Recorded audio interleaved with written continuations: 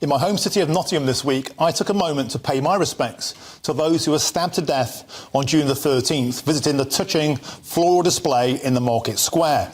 Looking up, I was struck by a giant banner that read "Nottingham celebrates Windrush 75.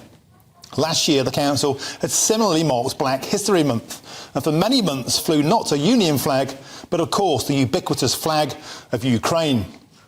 Currently at Nottingham Crown Court, a trans progress flag is flying for Pride Month. It's fashionable, almost compulsory these days to celebrate or even take the knee to minority groups, isn't it? But when it comes to celebrating white people, well, that would be racist. As they constantly tell us, it's impossible to be racist against white people. But that lie was shattered yesterday in a landmark ruling that found that the RAF had unlawfully discriminated against white male recruits in a bid to boost diversity by refusing to employ them. Well, thank God such anti-white male racism didn't exist during the Battle of Britain. In our darkest hour, as RAF top brass quibbled over diversity quotas among Spitfire pilots, Britain would have been flattened by the Luftwaffe, and today we'd be ruled by fascists and all be speaking German. You sometimes wonder if the wokes wish we'd lost the war. Earlier this week it emerged St Paul's Cathedral, yet the one that Hitler tried to bomb, had branded Winston Churchill a white supremacist and an unashamed imperialist on its website. We'll just wait until they find out about the guy Winnie beat. Britain is an 82% white majority nation, yet is governed by a political and media class that often seems to despise white people, and especially the white working classes, and particularly men. They're hated for their Brexit votes and held responsible for Britain's slave trade and empire, which they had little or no part in, other than fighting or dying in its armies or navies.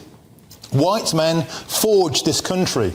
They toiled, they dug, they built our canals, our railways, our roads, every dry stone wall, and they rebuilt the country after 2 world wars. Of course, it wasn't just white folks, but they did most of the heavy lifting, yet they get little of the credit. Their contribution has been airbrushed from history. A question for you. When 8.4 million women won the right to vote in 1918, how many men also got the right to vote? Well, you might answer, well, none. This was a victory for the suffragettes. This was a victory for women. But you'd be wrong, because 5.6 million men also got the vote, mainly working class men who didn't even own land, including almost every soldier who'd fought in the Great War. These men fought or died so their descendants could be called racists or even fascists by today's privileged classes, politicians, academics, the media and lovies like Gary Lineker. But let's look at the facts, and you could easily conclude that white lives don't matter to today's politicians. White working class boys have been the bottom of education for 20 plus years. They're the least likely demographic of all in Britain to attend university. Yet there is not a single initiative anywhere in the UK to even help them. And trust me, I know this. I've got involved in politics and stared them in the eye to get this done.